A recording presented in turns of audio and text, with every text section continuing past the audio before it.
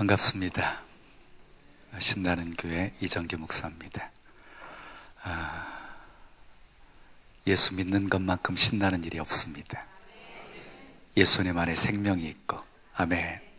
예수님 안에 구원이 있고, 예수님 안에 소망이 있고, 예수님 안에 기쁨이 있고, 참된 만족이 있고, 자유가 있고, 치유가 있고, 회복이 있고, 모든 것이 다 있기 때문입니다. 예수 믿는 우리들은 정말 행복한 사람들입니다. 우리 옆 사람과 인사해 보실까요? 신남은 환경에 있지 않고 예수님 안에 있습니다. 자, 한 번 더 행복한 모습으로 인사하시는데요, 우리는 예수 믿는 사람들 모두 행복하잖아요. 우리는 예수님 때문에 행복합니다 하고 인사하세요.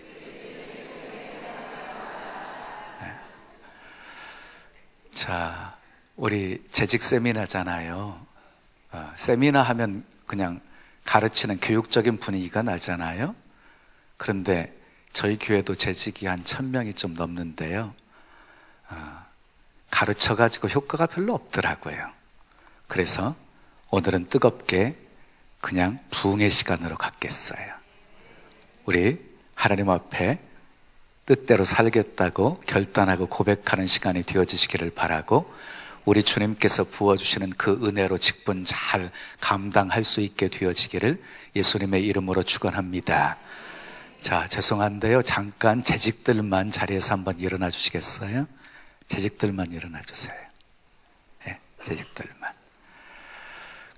와우리 교회가 화성에서 제일 큰 교회인 거 여러분들 아시지요? 이 성전이 건축되기 전에는요, 우리 교회가 좀 비슷하고 우리 교회가 좀 더 모였나 그랬거든요. 이게 건축되고 나서 우리 교회를 한참 추월해 버렸어요. 예, 잘 오셨습니다. 잘 오셨습니다. 자, 여러분들에게 물어보겠습니다. 하루 30분 이상 기도하고, 하루 석 장 이상 성경 읽고, 그리고 온전한 11조 하나님께 드리고, 그리고 봉사하고 전도하기를 위해서 힘쓰고 계시는 분들, 아니 1년에 1명 이상은 전도하고 계시는 분들, 이 4가지 조건이 다 충족되시는 분들만 자리에서 앉으시지요. 그래도 여러분들이 앉고 계세요. 아주 훌륭하신 분들이세요. 다른 분들은 계세요. 그냥 앉지 말고. 예? 예. 그분들만 앉으라고 그랬어요. 예. 그냥 앉으신 분 다시 일어서세요. 자, 그러면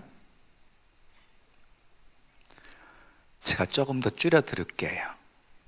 하루 20분 이상 기도하고, 하나님께 온전한 11조 드리고, 그리고 최선을 다해서 전파하기를 힘쓰고, 열매는 주님께 맡기고, 그리고 하나님께서 내게 주신 은사 가지고 나름대로 사역해 보려고 힘쓰겠습니다, 이렇게 결단하시는 분들만 자리에서 앉으세요.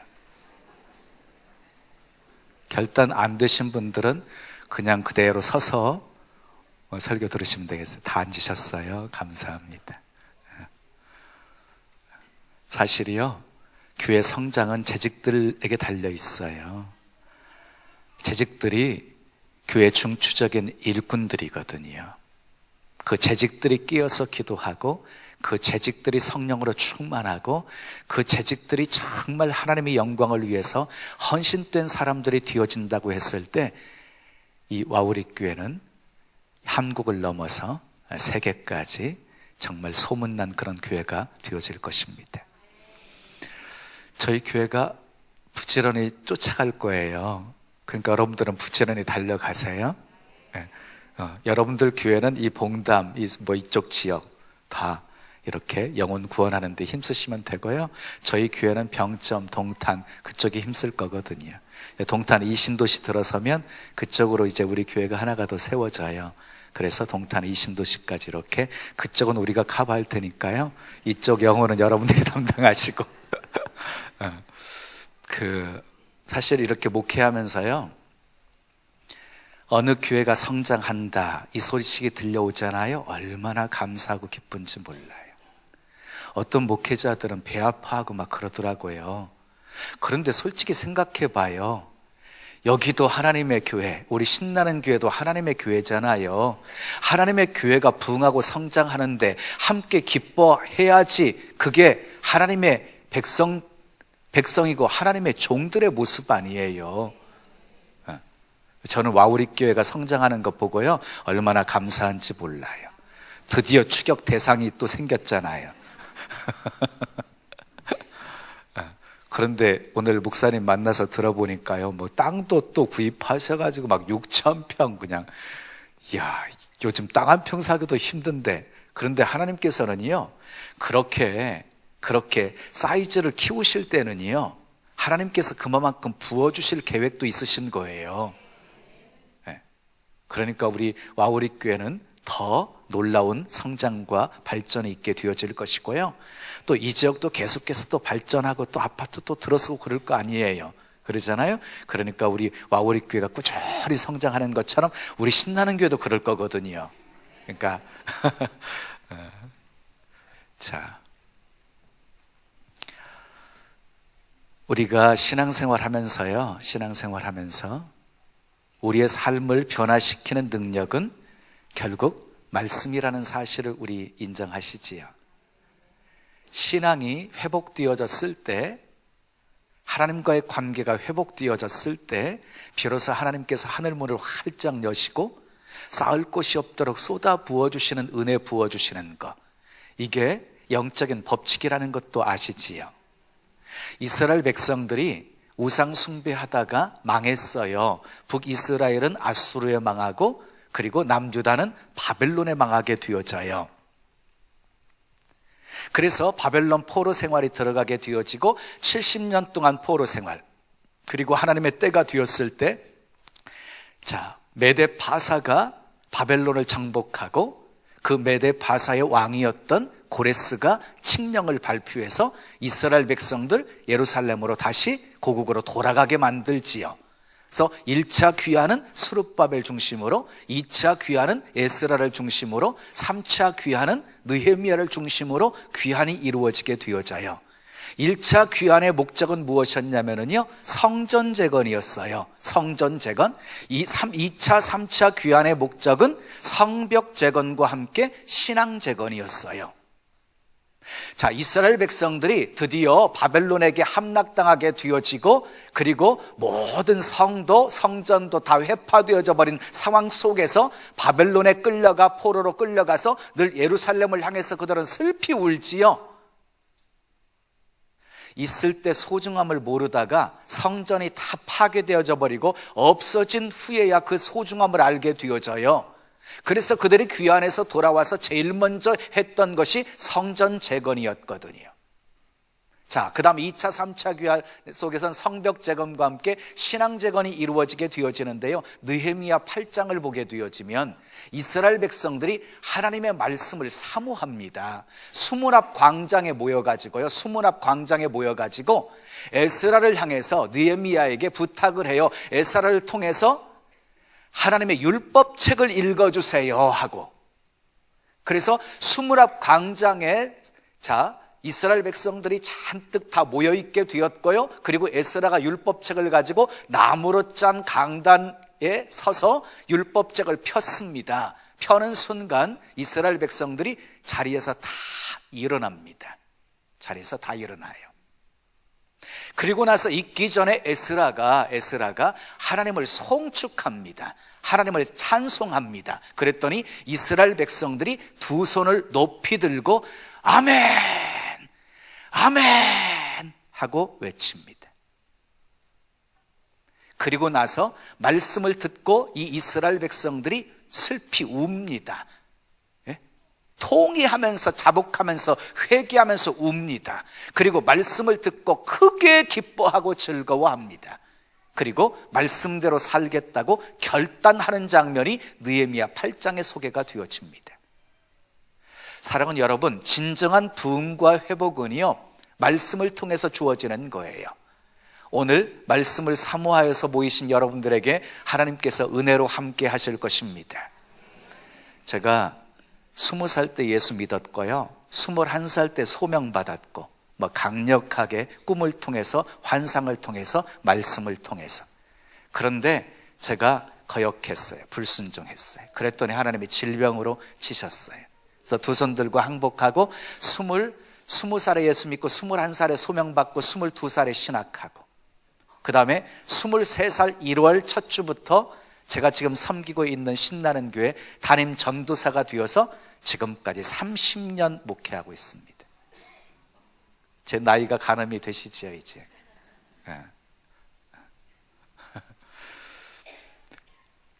우리 박 목사님이 저보다 인생은 좀 선배신데 많은 선배는 아니시고요, 조금. 근데 목회는 제가 더 빠르지요. 그렇지요. 우리 목사님하고는 가깝게 지내요. 근데 사실 신나는 교회 하면은 사실 한 25분 정도? 한 30분 정도 거리인가요? 거리상으로 그렇게 많이 떨어지지 않은 곳이거든요. 그래서 대부분 이렇게 가까운 교회 목사는 초청 안 하는 법이에요. 근데 확실히 우리 박 목사님은 통이 크신 분인가 봐. 자신 있으신 거지요. 그러니까 제가 오늘 좀 죽쓰고 가도 괜찮겠다는 생각도 들어요. 제가 무슨 얘기하다가 그 얘기했나? 자, 여러분, 하나님께서는요, 우리를 지으신 목적이 있지요. 뭐 받으시려고? 찬송 받으시려고 지으셨지요. 그러니까 우리가 하나님께 찬송을 드리면, 하나님을 송축하면 하나님이 영광을 받으시지요. 고린도후서 1장 20절에 또 이런 말씀이 있어요. 우리가 아멘하여 하나님께 영광을 돌리게 되느니라 그랬어요. 여러분, 하나님께 영광 돌리기를 원하시면 크게 아멘 하십시오. 그 방법이 뭐라고요? 아멘 하는 거예요. 아멘. 말씀 들으실 때 아멘 하는 거예요. 하나님을 송축할 때 아멘 하는 거예요. 그러면 하나님이 영광을 받으신다. 자, 두 가지 한꺼번에 우리 해보겠어요. 여러분, 제가 하나님을 송축할 때니까요, 여러분들은 두 손 높이 드시고 한 번만 크게 아멘 하시면 되겠어요. 자, 아멘에서 하나님께 영광 돌리고 송축해서 하나님께 영광 돌리면 영광 받으시는 하나님이 그 다음에 꼭 하시는 게 있어요. 뭐 하시죠? 하늘문을 활짝 여시고 은혜를 쏟아 부어주신다. 자, 준비가 되셨습니까? 자, 제가 하나님을 송축하겠습니다. 하나님은 살아계십니다. 하나님은 약속하신 것 반드시 이루시는 신실하신 하나님이십니다. 하나님은 실수하지 않으십니다. 하나님은 합력해 선을 이루시는 좋으신 분이십니다. 하나님은 우리의 생명이십니다. 하나님은 우리의 구원이십니다. 우리의 피난처이십니다. 우리의 소망이십니다. 우리의 전부이십니다. 예수님 사랑합니다. 사랑합니다. 나의 예수님 사랑합니다. 아주 많이요. 사랑합니다. 나의 예수님 사랑합니다. 그것뿐이에요. 우리가 주께 사랑한다고 고백하면 우리 주님도 우리에게 대답하시지요. 사랑한다 아들아, 내가 너를 잘 아노라. 사랑한다 내 딸아, 내게 축복 더하리라. 아멘. 자, 오늘 로마서 14장 8절 9절 말씀을 읽었습니다. 우리는 살아도 주를 위하여서 살고 죽어도 주를 위하여 죽나니 우리는 사나 죽으나 누구의 것? 주의 것.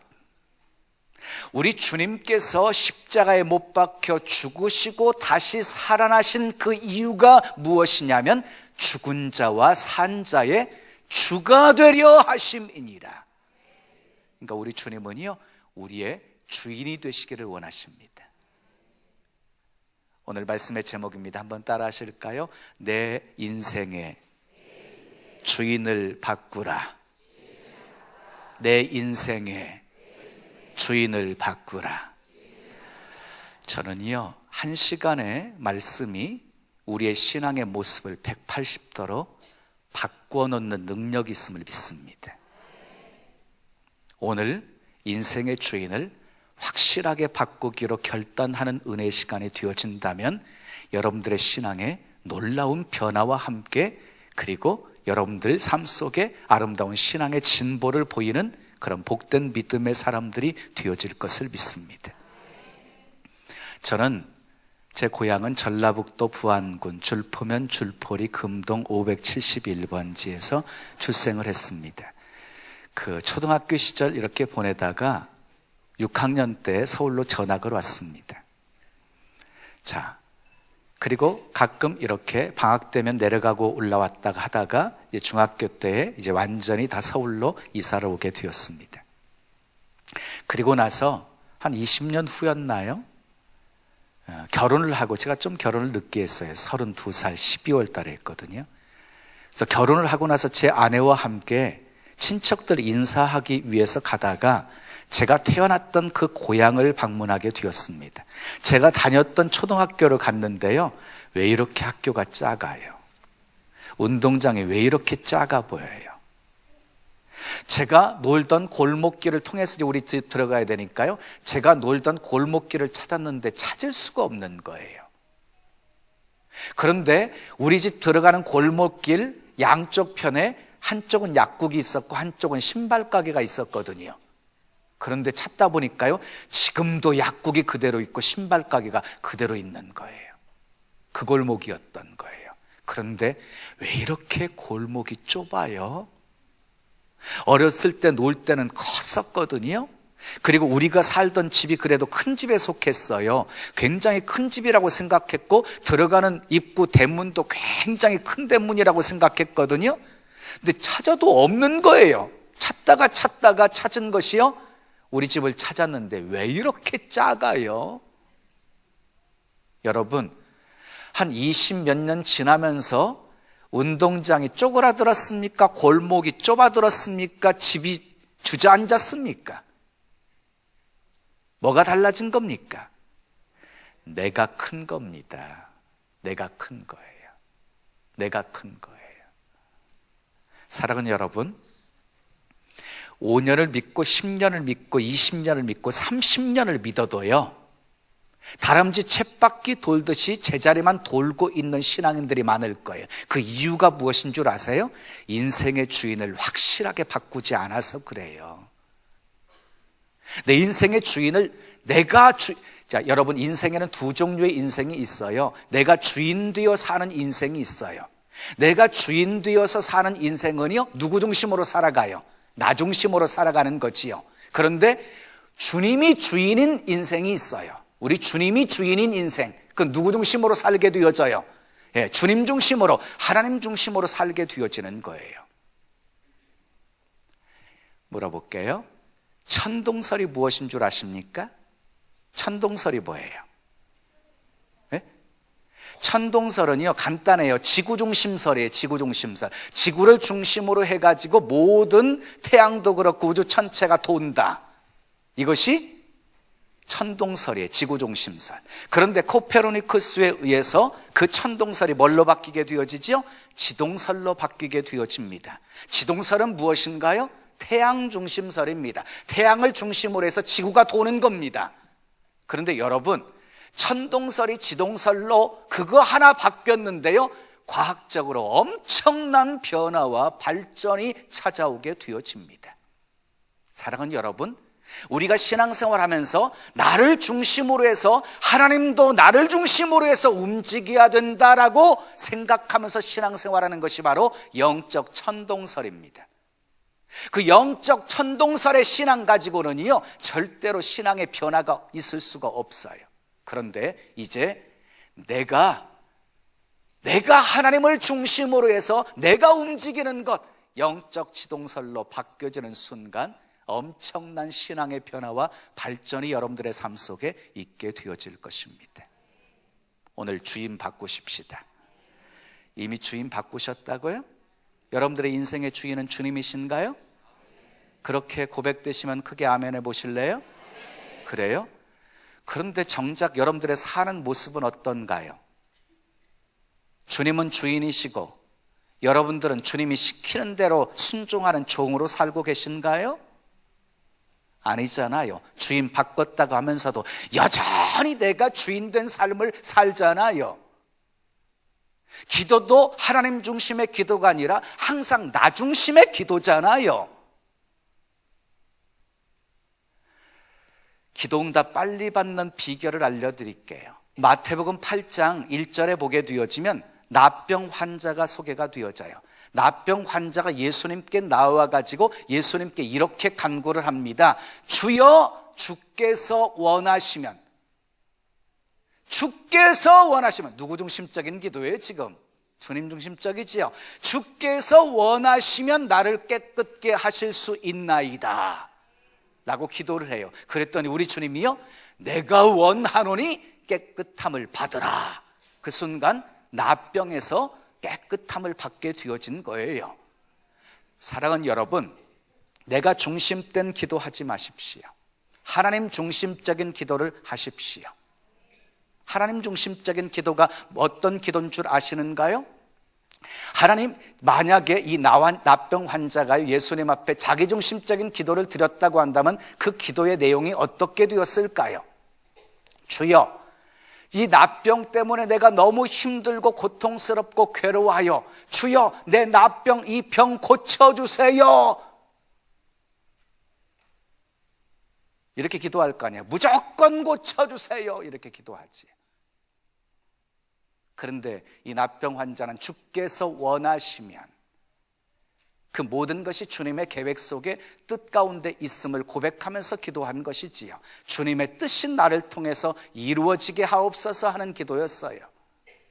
예수님의 겟세마네 동산에서 기도가 그런 기도였지요. 할만하시거든 이 잔을 내게서 지나가게 하옵소서, 그러나 내 원대로 마옵시고 아버지의 원대로 하옵소서, 이렇게 기도했던 것처럼 우리는요 예수님처럼 주님 중심적인 기도를 드리셔야 되는 거예요. 여러분, 솔로몬을 아시지요? 솔로몬이 1000번제를 드리고 꿈속에 나타나신 우리 주님이 내게 무엇을 줄고 너는 내게 구하라 그랬을 때 이 솔로몬이 뭘 구했어요? 지혜를 구하잖아요. 하나님이 나를 왕으로 세우셨으니까 왕으로서 백성들을 잘 다스릴 수 있고 그리고 잘 재판할 수 있도록 지혜를 주세요, 이렇게 기도했어요. 하나님 중심적인 기도였어요. 그랬더니 그 기도가 하나님 마음에 드셔서 지혜뿐만 아니라 구하지 아니한 부귀도 영화도 하나님께서 다 허락해 주셨던 거예요. 사랑하는 여러분, 이제 내가 중심된 기도 내려놓으시고, 아멘, 하나님 중심적인 기도 드리세요. 그럼 여러분들의 기도에 속히 응답해 주시는 하나님의 은혜가 있게 될 것입니다. 그런데 여러분, 인생의 주인을 바꾸는 데 있어서 하나님께서 꼭 작업하시는 게 있어요. 어떤 작업을 하시냐면요, 고난이라는 과정을 꼭 통과하게 하세요. 어려움이라고 하는 과정을 꼭 통과하게 하세요. 다시 말해서요, 고난과 어려움을 통과하지 않으면 인생의 주인이 안 바뀌거든요. 그래서 하나님께서는요 꼭 고난과 어려움의 과정을 통과하게 만드시는 하나님이시다.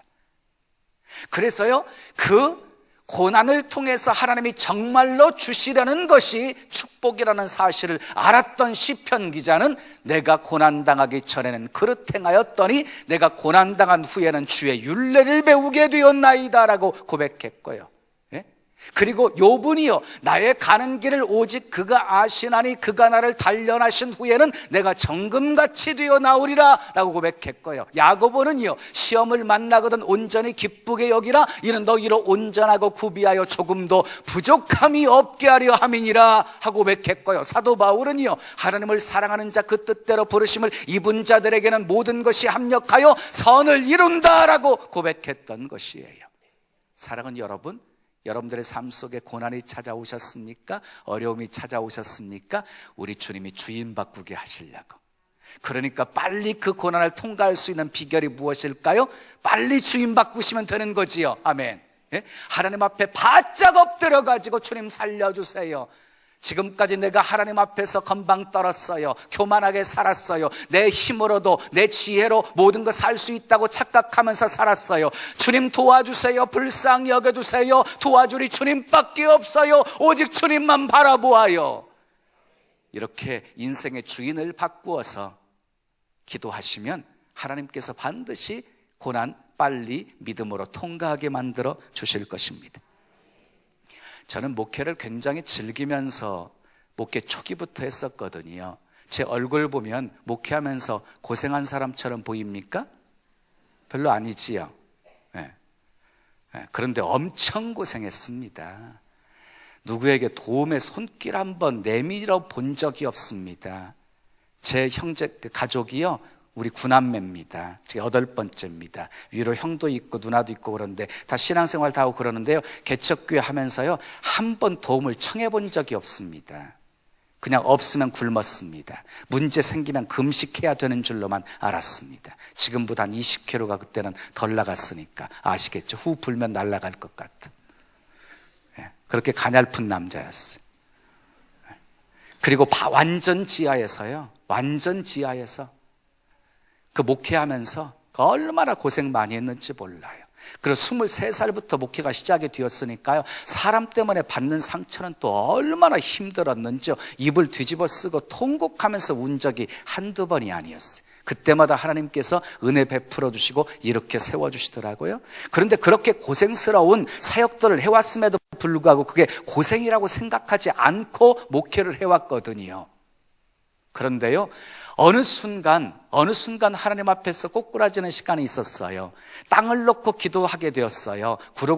제가 구로공단에서 목회했어요. 22년 동안. 청년 사역이었습니다. 특수목회였습니다. 못자리 교회였습니다. 키워놓으면 가고 키워놓으면 가고 키워놓으면 가고. 병점으로 온 지가 지금 이제 8년 10개월 됐습니다. 그런데 그동안 수천 명 이렇게 키워서 보냈는데 이쪽으로 하나님이 오게 만드셔가지고는요, 다거두게 하시는 거예요. 다거두게. 그래서 여기는 뭐 더 많이 성장하지만 우리 교회도요, 작게는 요즘 조금 전도가 잘 안 돼요. 그래서 이런 추세로 간다면은 한 1년이면 아이들까지 포함해서 한 600명 정도 등록하고요, 많이 등록할 때는 1000명 등록했어요. 그러니까 8년 한 10개월 동안이요, 등록교회는 7000명이 넘어요. 그런데 와우리 교회는 더 많을 거예요. 자, 그런데 땅을 놓고 기도를 했어요. 땅을 주세요 하고 기도했는데 3년 동안 매달려서 기도했던 곳이 안 돼 버렸어요. 수포로 돌아가 버렸어요. 성도들은 내가 결단력이 약해서 놓쳐버렸다고. 하여간 문제가 생기면 다 성도들은 목사 탓이니까. 정말 목회 의욕까지 잃어버릴 정도로 그렇게 힘들었어요. 새벽에 기도하는데요, 하나님께서 내게 주신 말씀이 있어요. 저는 항상 모든 은혜가 말씀을 통해서 임했어요. 그 말씀이 제 목회의 모습을 막 180도로 막 달라지게 만드셨어요. 그 중에 한 구절이에요. 예레미야 33장 2절 3절이었어요. 이 일을 행하시는 여호와, 그 일을 지어 성취하시는 여호와, 그 이름을 여호와라 하는 이가 이같이 이르시는도다. 너는 내게 부르짖으라. 내가 내게 응답하겠고 내가 알지 못하는 크고 비밀한 일을 내게 보이리라. 이 말씀을 주시면서 우리 주님이 깨닫게 하시는데요, 이를 행하시는 분도 하나님, 그 일을 지어 성취하시는 분도 하나님, 그리고 내가 기도하면 응답하시는 분도 하나님, 내가 알지 못하는 크고 비밀한 일을 나타내 보여주시는 분도 하나님, 결국 다 하나님이 하신다네. 다 하나님이 하시는 거였어요. 그런데 내 모습을 돌아보는 순간 내가 땅 구입하려고 했는데, 내가 목회하려고 하고 있었네요. 그때 그 순간에요, 100% 내려놓음이 이루어졌어요. 얼마나 통곡하면서 회개했는지 몰라요. 그리고 그때부터 신앙의 자유의 날개를 달았어요. 창고 같은 건물 속에서 목회하는데도 불구하고요, 자, 환경에 지배받지 않고 예수님 때문에 기뻐하면서 목회를 즐기면서 할 수가 있었어요. 그래서 지금도 우리는 계속해서 외치는 게요, 신남은 환경에 있지 않고 예수님 안에 있습니다. 이러면서 우리 고백하고 인사하거든요. 여러분, 기억하세요. 일을 계획하는 것은 우리가 하고요, 인도하시는 것은 하나님이 하는 거예요. 사람이 마음으로 계획을 세웠어도 발걸음을 인도하시는 분은 하나님이시라고 그랬지요. 자, 기도는 우리가 하는 것이고 응답은 누가 하는 거예요? 하나님이 하시는 거예요. 그런데 하나님이 응답하시는데 내가 원하는 때에 응답해 주세요? 아니에요. 하나님이 원하시는 때에 응답하는 거예요. 그러니까 낙심하지 말고 기도하셔야 되는데, 믿음을 가지고 있는 사람은요, 응답하실 때까지 포기하지 않고 기도하는 거예요. 그게 믿음이에요. 자, 그리고 순종은 우리가 하는 것이고 결국 이루시는 것은 하나님이 하시는 거예요. 여러분, 신앙생활 하시면서 신앙생활 즐겁게 할 수 있는, 쉽게 할 수 있는 비결, 인생 쉽게 살 수 있는 비결, 목회 쉽게 할 수 있는 비결을 제가 알려드릴게요. 내가 할 일과 하나님이 할 일만 구분하시면 돼요. 예? 내가 할 일만 최선 다하시면 되는 거예요. 예? 내가 할 일만. 그리고 하나님이 할 일은 하나님께 다 맡겨버리는 거예요. 그런데 왜 인생들이 힘드냐면요, 하나님께 맡긴다고 했으면서도 온전히 맡기지 못하고 하나님이 할 일까지도 내가 해보려고 걱정하고 근심하면서 살기 때문에 인생이 그렇게 힘든 거예요. 오늘 이 시간 내가 할 일과 하나님이 할 일 다 구분하십시다. 그러면 여러분들의 인생이 정말 쉬워질 것이고 신앙생활 정말 신나고 행복하게 할 수 있게 될 것입니다. 자, 여러분, 인생의 주인을 주님으로 딱 바꾸게 되어지잖아요. 그럼 달라지는 게 있어요. 첫째, 따라합시다. 시각이 달라집니다. 예, 시각이 고난을 바라보는 시각도 달라져요. 예, 믿음의 눈을 가지게 되어지면. 여러분, 자, 태양이 어디서 떠서 어디로 집니까? 예? 너무 쉬워서 대답하기 그래요? 어디서 떠서 어디로 져요? 동쪽에서 떠서 서쪽으로 지지요. 이건 눈에 보여지는 현상이에요. 본질은 무엇인가요? 예? 태양은 그대로 있고 지구가 도는 것이잖아요. 이게 본질이에요. 여러분, 우리는요, 신앙생활 하시면서 현상도 보셔야 되지만 그 본질을 보는 눈을 잃어버리시면 안 되는 거예요. 현상과 본질을 함께 볼 수 있는 눈을 가지셔야 돼요.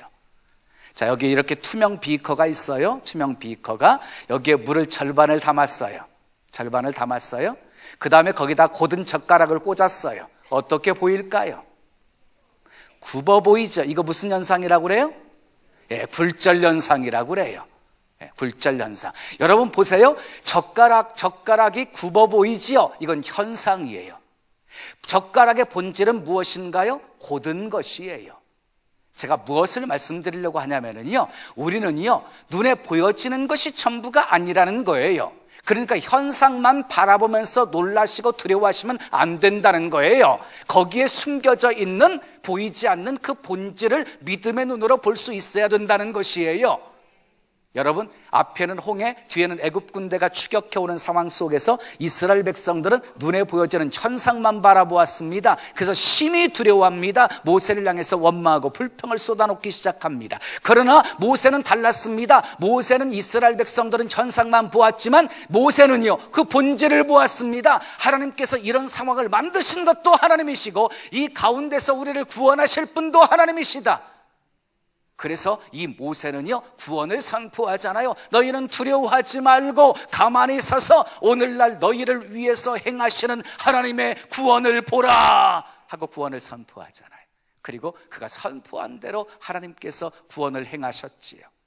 12명의 정탐꾼, 가나안 땅을 보고 와서 10명은 부정적인 보고를 하고 2명은 긍정적인 보고를 하지요. 10명은 눈에 보여지는 현상만 바라본 것이지요. 누구 중심으로 바라본 거예요? 자기 중심으로 바라본 것이지요. 여호수아 갈렙은요, 어떤 눈으로 바라본 거예요? 믿음의 눈으로 하나님의 시각 가지고 바라본 거예요.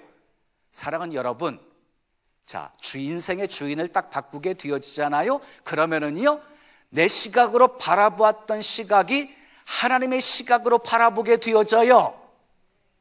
그러니까 우리 인생의 주인을 바꾸셔야 되는 거지요. 인생의 주인이 바뀌어지는 순간부터요, 이제는 내 시각으로 바라보지 않아요. 하나님의 시각으로 바라보지. 하나님의 시각으로 사람들 바라봐요. 그러면은요, 내 시각으로 바라볼 때는 판단했던 대상도 하나님의 시각으로 바라보게 되어지면 다 용서할 수 있고 품을 수 있고 사랑할 수 있는 대상이 되어지는 거예요. 왜 신앙생활 하면서 미운 대상이 꼭 교회에 존재하고 있나요? 그 이유가 무엇인가요? 내 시각 가지고만 바라보니까 그런 거예요. 하나님의 시각 가지고 바라보세요. 하나님이 그 사람도 사랑하시거든요. 아멘. 하나님의 시각 가지고 아름다운 와우리 공동체 만드시기를 바랍니다. 자, 그리고 형통을 바라보는 시각도 달라져요. 형통을 바라보는 시각도. 여러분, 일반적인 형통의 개념과 성경적인 형통의 개념이 달라요. 일반적인 형통의 개념은 무엇이? 형통이라는 단어 여러분들 너무너무 좋아하시지요. 일반적인 형통의 개념은 내가 중심이에요. 내가 중심. 그래서 내가 원하는 대로, 내가 소원하는 대로, 내가 계획하는 대로 다 잘 되어지는 것을 형통이라고 말하잖아요. 그런데 성경적인 형통은요, 내가 중심이 아니에요. 누구 중심이에요? 하나님 중심이에요. 그래서 하나님의 뜻이, 하나님의 소원이, 하나님의 계획이, 하나님의 목적이 이루어지는 과정 속에 주어진 고난도 형통이다. 감옥도 형통이다. 이때는 크게 아멘 하셔야 돼요. 여러분들 신앙의 수준이 뽀록 나잖아요 지금. 여러분 창세기 39장에 보면은요, 요셉 얘기가 나오게 되어지는데, 요셉의 얘기를 소개하면서 창세기 39장 초반에 하나님이 요셉과 함께 하심에 형통한 자 되었다라는 표현이 나오고요, 마지막 부분에도 하나님이 요셉과 함께 하심에 형통한 것을 보았더라, 뭐 이런 장면이 소개가 되어져요. 창세기 39장에 형통이라는 단어가 두 번이나 소개가 되어지는데, 요셉의 어떤 상황 속에서 형통이라는 단어가 쓰여지고 있냐면, 형들에게 미움을 받아가지고 예굽의 종살이로 팔려간 상황 속에서 형통이라는 단어가 쓰여지고 있고, 보디발 장군의 아내의 유혹을 거절해서 누명 쓰고 감옥에 갇혀있는 상황 속에서 형통이라는 단어가 쓰여지고 있다는 거예요. 인간적인 생각으로 바라볼 때는요, 이게 무슨 형통이에요? 재수 온 붙은 것인지, 이건 꿈이 이루어지기는커녕 말 그대로 절망의 나락 속에 이제 빠져버린 상황이었어요. 근데 기가 막히게 하나님이 그 과정을 통과시키시면서 마침내 술 맡은 관원장이 복직이 되어지고, 그리고 2년 동안 그가 잃어버리고 잊어버리고 있다가 바로가 꿈을 꾸었을 때 요셉 생각나게 하셔서 요셉을 천거하고 바로의 꿈을 해석하고 죄수가 일약 한순간에 예굽의 총리가 되어지잖아요. 하나님께서 요셉에게 그 꿈을 이루시는 과정 속에 종살이, 그래야지 예굽에 오지요. 누명 쓰고 감옥에 갇혔기에 바로 앞에 설 수 있었던 거잖아요. 그러니까 하나님의 뜻이 이루어지는 과정 속에 주어진 감옥도 형통이다. 크게 아멘 하십시오. 종살이도 형통이다. 사자굴도 형통이다. 풀무불도 형통이다. 여러분, 믿음으로 살아가는 사람들에게는 환경이 전혀 문제가 되지 않았어요. 하나님이 합력해서 다 복이 되게 만들어 주셨잖아요.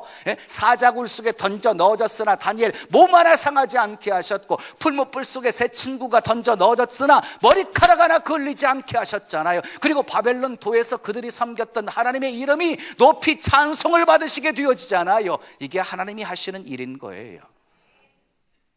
사랑하는 여러분, 인생의 주인 바뀌면 시각이 바뀐다. 믿음에 대해서도 볼까요? 제가 시간 개념이. 자, 믿음.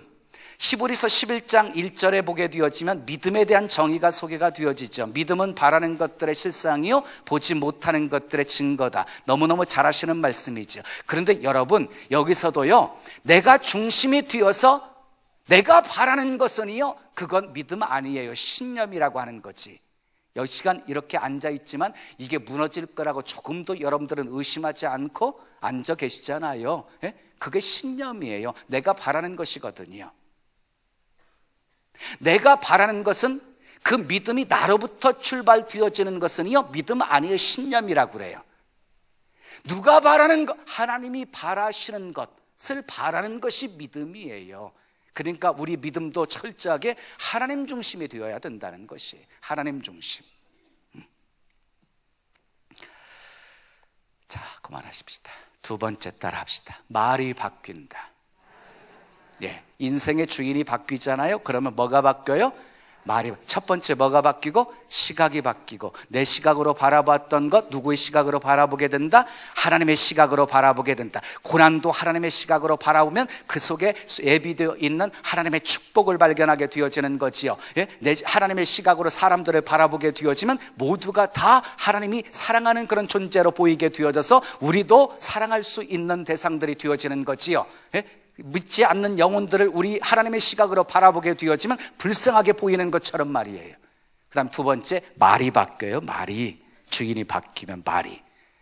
여러분, 민수기 13장 14장에 보면 여러분들이 잘 아는 12명의 정탐꾼이 가나안 땅을 정탐하고 와서 보고하는 내용이 소개가 되어지죠. 10명은 그곳에 살고 있는 사람들이 아낙 자손들, 네피림 후손들이기 때문에 우리와 그들과 비교했을 때 우리는 뭐와 같다고 말해요? 메뚜기 같다라고 말하지요. 그렇죠, 메뚜기 같다. 예? 그래서 이제 승산 없다. 하나님이 우리를 그 땅으로 인도하셔서 죽이려고 하신다, 이렇게 이스라엘 백성들이 반응하게 되어지지요. 근데 여호수아 갈렙은 달랐어요. 여호수아 갈렙은요, 뭐라고 말해요? 예? 하나님의 시각으로 바라보았던 여호수아 갈렙은요, 하나님이 우리와 함께 하시면, 하나님이 우리를 위하시면 저들은 우리의 밥이다.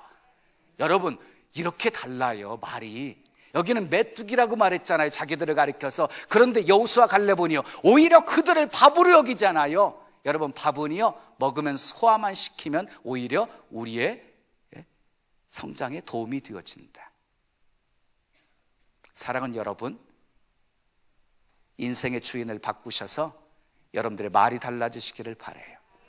그런데 10명의 정탐꾼의 보고를 듣고 백성들이 전부 그 영향을 받아버립니다. 밤새도록 통곡합니다. 차라리 광야에서 죽는 것이 더 낫겠다고 아우성칩니다. 하나님이 진노하십니다. 그리고 하신 말씀이 있습니다. 민수기 14장 28절. 여러분, 성경에 보게 되어지면 말의 중요성에 대해서 얼마나 많이 강조하고 있는지 몰라요. 그런데 이 말에 대한 소중함을 강조하는 그 어떤 말씀보다도 아주 무서울 정도로 힘있는 강한 말씀이에요. 민수기 14장 28절에 이렇게 말씀하십니다. 너희 말이 내 귀에 들린 대로 내가 행하리라. 그랬어요. 너희 말이 내 귀에 들린 대로 내가 행하리라. 사랑하는 여러분, 우리 주님은 우리 말을 다 듣고 계십니다. 다 듣고 계세요. 그러니까요, 죽겠다라고 말하면 죽을 일밖에 안 생겨요. 힘들겠다고 말하면 저 힘들어져요. 안 된다고 말하면 정말 안 돼요.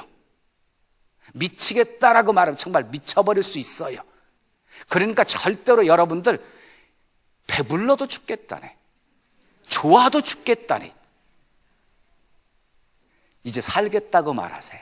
절대로 여러분들의 입에서 부정적인 말 하지 마세요. 안 된다라고 말하지 마세요. 내게 능력 주시는 예수 안에서 내가 모든 것을 할 수 있다라고 말하셔야 돼요. 이게 사도 바울의 고백이었잖아요. 예수 그리스도 다메섹 도상에서 주님 만나고 나서 그의 인생이 바뀌어져 버리게 되어지니까 그의 언어가 바뀌어버린 거지요. 나의 나된 것은 다 하나님의 은혜로 되었다, 이렇게 고백하게 되어지잖아요. 여러분, 말이 바뀌면 인생이 바뀝니다. 인생이 바뀌어요. 여러분, 말은요, 배의 방향키와 같은 것이기 때문에 그래요. 여리고성이 돌고 돌았을 때 무너졌습니까? 아닙니다. 여리고성은 돌았더니 무너진 것이 아니라 돌고 마지막 외쳤더니 무너진 거예요. 외쳤더니. 성전 미문에 앉은뱅이 구걸하던 앉은뱅이가요, 베드로와 요한이 내게 있는 것으로 내게 주노니 곧 예수 그리스도의 이름으로 일어나 걸으라 하고 선포할 때 앉은뱅이가 일어나서 걷고 뛰고 하나님을 찬미할 수가 있었던 것이에요. 사랑하는 여러분, 하나님께서는 우리 말 다 들으십니다. 그리고 말한 대로 행하시는 하나님이십니다. 예수 그리스도의 이름에 능력이 있습니다. 예수 그리스도의 이름으로 선포하면 귀신 떠나갑니다. 예수 그리스도의 이름으로 선포하면 환경도 잠잠해집니다. 예수 그리스도의 이름으로 선포하십시오. 우리에게는요, 그 말의 권세를 주셨기 때문이에요. 나사렛 예수 그리스도의 이름으로 명하노니 자녀 속에 역사하는 어둠의 세력들은 떠나갈지어다 라고 선포하셔요. 여러분들 교회도 느끼셨겠지만 저희 교회가 8년 10개월 전에 병점으로 딱 왔을 때요, 얼마나 죽음의 세력들이 강했는지요. 제가 이제 건축하면서 전세 살고 있었거든요, 아파트에. 뭐 지금도 전세지만. 그런데요, 갑자기 쿵 하는 소리가 나서 보면은요, 떨어져 죽은 거예요. 그런데 집값 떨어질까봐 절대로 소문 안 내요, 아파트 사람들. 그런데 저는 목회를 하다 보니까요, 다른 아파트에서 또 떨어졌다네, 여기도 떨어지고. 그렇게 죽음의 영들이 강했어요. 왜냐? 이 화성이라는 곳이 아주 이상한 추억이 있는 곳이잖아요. 네? 그러다 보니까 그렇게 죽음의 영이 그렇게 강하게 역사했어요. 심지어는요, 여러분, 저희 교회가 서울에서부터 왔어요. 자그마치 55km예요. 구로공단에서 여기까지 왔어요. 성도들 100% 동의해 줬어요. 네? 우리 대단한 성도들이지요. 100% 동의. 제가 처음 이거 보고 나서요, 너무 멀어가지고 얘기도 못 꺼내고 있는데 기도할 때마다 하나님이 막 감동 주셔가지고 운영위원회 얘기를 꺼냈더니요, 목사님 그렇게 좋으면 하세요. 이사갈 준비하고 있어요. 재직회를 했더니요, 다 똑같은 대답이에요. 공동회를 해가지고 한 명만 반대도 안 간다고 그랬는데 100% 다 동의해 줬어요. 그리고 바로 추진하자마자 계약이 성립돼가지고 1400평의 땅을 사가지고 이제 오게 되어진 것이거든요. 그리고 100% 왔고요. 80% 이상은 이사까지 왔고요. 사랑하는 여러분, 교회가 그냥 세워지는 줄 아십니까?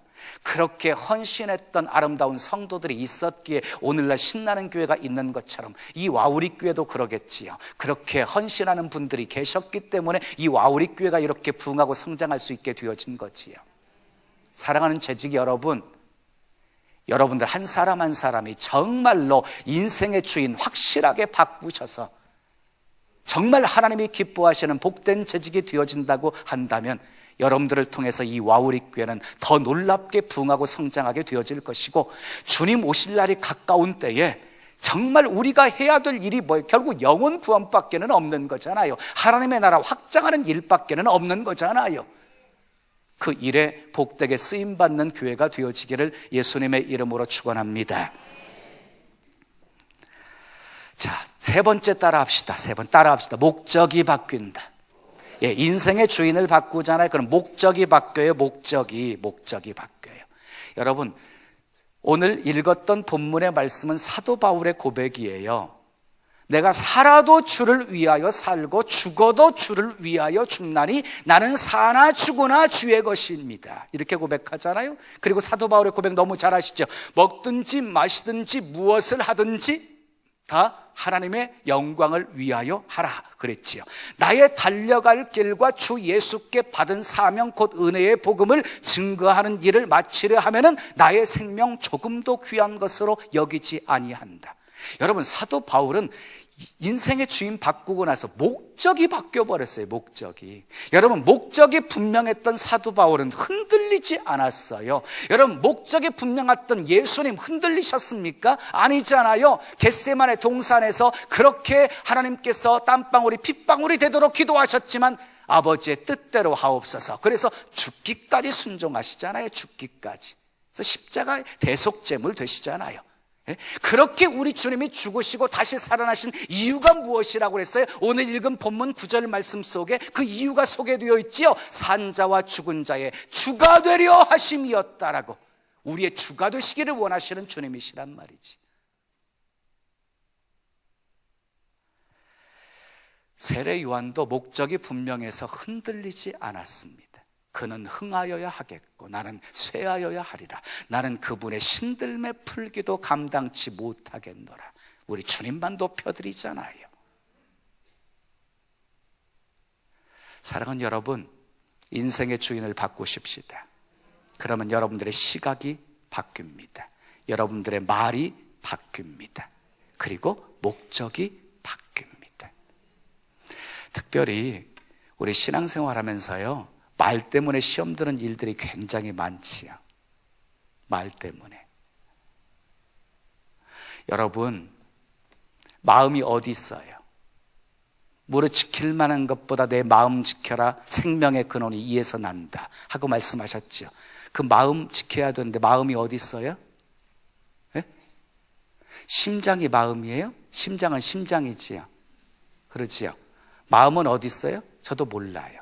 그런데 우리 마음은 이 안에 있다 그러잖아요. 그렇지요. 마음이 이렇게 돌출돼 있어요? 누가 툭툭 건드리고 갈 때마다 상처받게?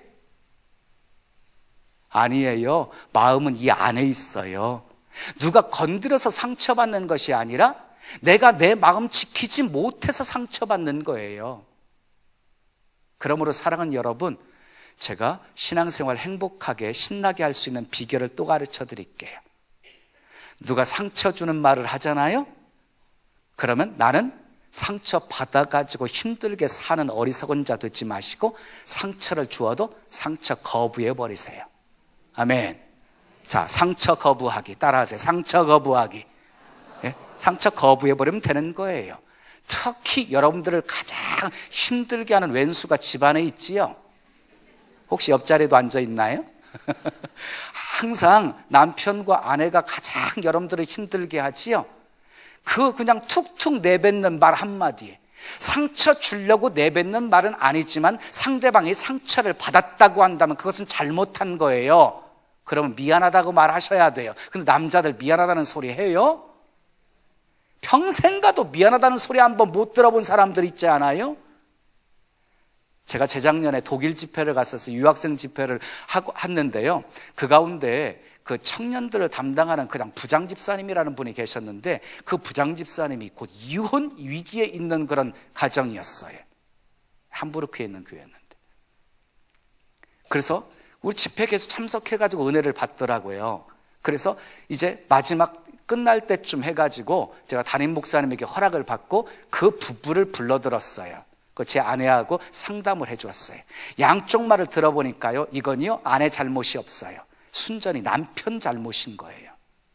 그런데 남편은 툭툭툭툭 내뱉는 말이 아내에게 상처 주려고 하는 말이 전혀 아니었어요. 그래서 자기는 잘못했다고 생각도 안 하고 있는 거예요. 제가 그랬어요.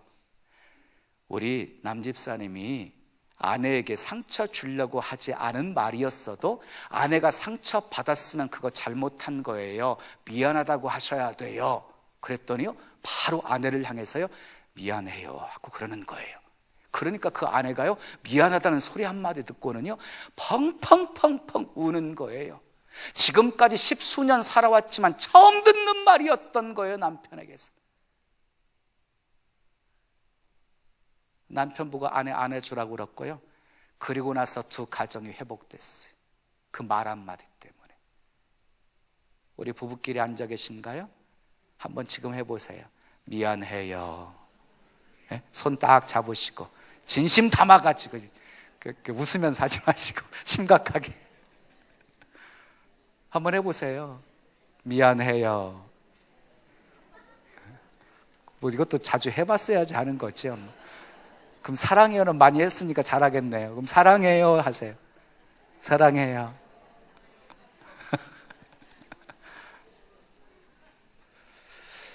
자, 우리가 살아가면서요, 함부로 사람 판단하시면 안 돼요. 다 상대방의 입장이라는 것이 있는 거예요. 겉으로나 드러나 보이는 것 가지고 그 사람을 판단하지 마세요. 상대방의 입장에서 조금만 생각할 수 있어도 우리는 이해하지 못할 일이 하나도 없어요. 특히 일하는 일꾼들 조심하세요. 일하면서 서로 얼굴 붉히지 마세요. 그리고요, 혹시 서로 언쟁이 좀 있었다 할지라도 먼저 손 내미세요. 네? 먼저 손 내미세요. 그 사람이 강한 사람이에요. 먼저 손 내미세요. 미안해요 집사님, 이 말 한마디면 돼요. 그냥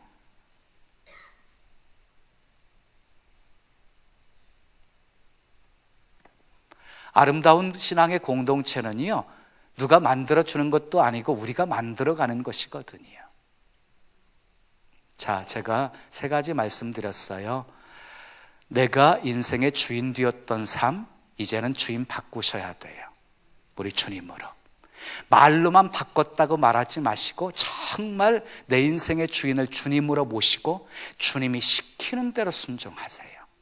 주님께 매사에 묻고 또 묻고 범사의 그를 인정하라. 그러면 내 길을 지도하시리라라고 말씀하셨으니까 주님께 묻고, 주님보다 절대로 앞서가지 마세요. 주님 앞에 모시고 이끄시는 대로 순종하며 살아가세요. 여호와는 우리의 목자이시잖아요. 주님 앞에 모시고 주님이 이끄시는 대로 순종하고 살아가면 푸른 초장 쉴 만한 물가로 인도해 주실 뿐만 아니라 사망의 음침한 골짜기를 다녀도 해를 두려워하지 않아요. 왜? 주의 지팡이와 막대기가 우리를 안위해 주시거든요. 그리고 원수의 목전에서 상까지 베풀어 주시는 하나님이시거든요. 그 하나님의 선하심을 맛보고 체험하며 살게 되실 것이에요.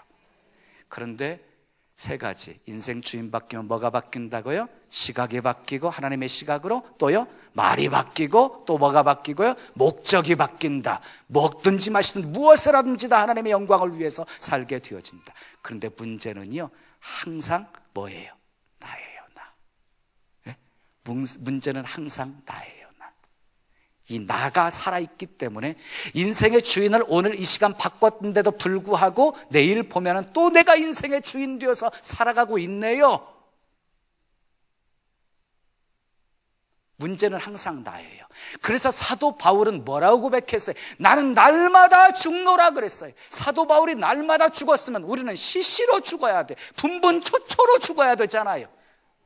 1년에 한 번씩이나 죽나요?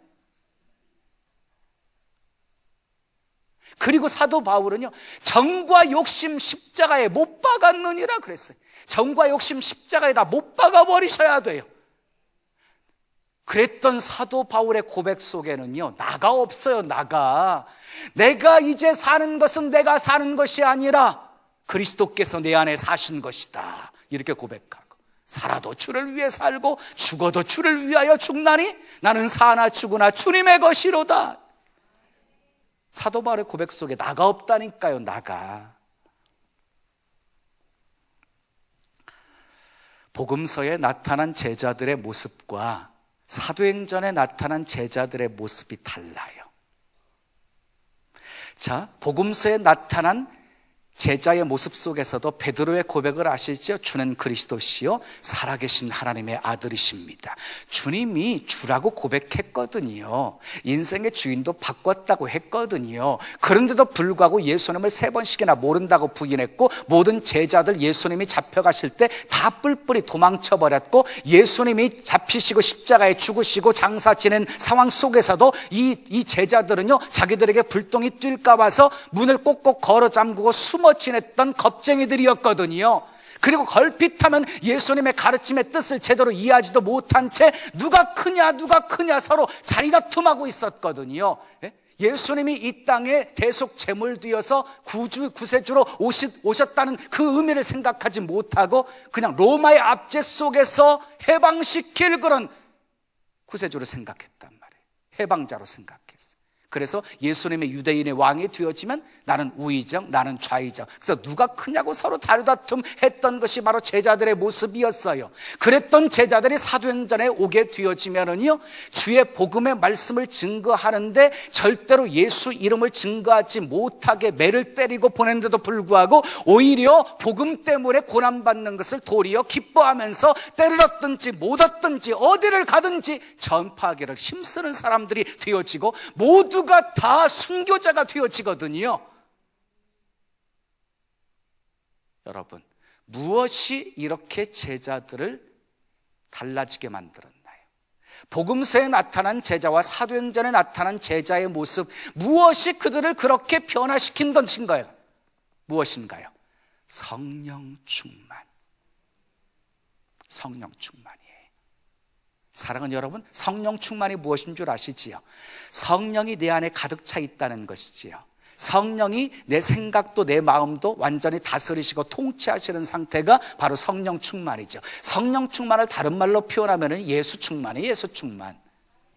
성령은 하나님의 깊은 것까지도 통달하시는 영. 그래서 성령으로 충만하게 되어지면 성령이 우리를 하나님의 기뻐하시는 뜻 가운데 살도록 인도해 주는 영이에요. 도와주시고 가르치는 영이에요. 보혜사시지요. 사랑하는 여러분, 이렇게 제자들에게 놀라운 변화가 성령 충만으로 왔던 것처럼 우리도 마찬가지입니다. 인생의 주인을 바꿨다고 하는데도 불구하고 어느 순간 나도 모르게 또 나가 주님보다 앞서 있고 주님보다 내가 주인 되어서 살고 있는 그런 안타까운 모습을 발견하시게 되어질 것이에요. 그래서 어쩔 수가 없어요. 우리는 계속 성령의 충만함을 받으셔야 돼요. 계속해서 성령 충만함을 받으셔야 인생의 주인이 주님이심을 고백하면서 주님의 뜻을 이 땅에 이루는 그런 복된 도구로 쓰임받는 그런 아름다운 삶을 살 수가 있게 되어지는 것입니다. 우리 이 밤에 성령 충만함을 위해서 함께 기도하는 시간이 되었으면 좋겠습니다. 우리 찬송 드리지요.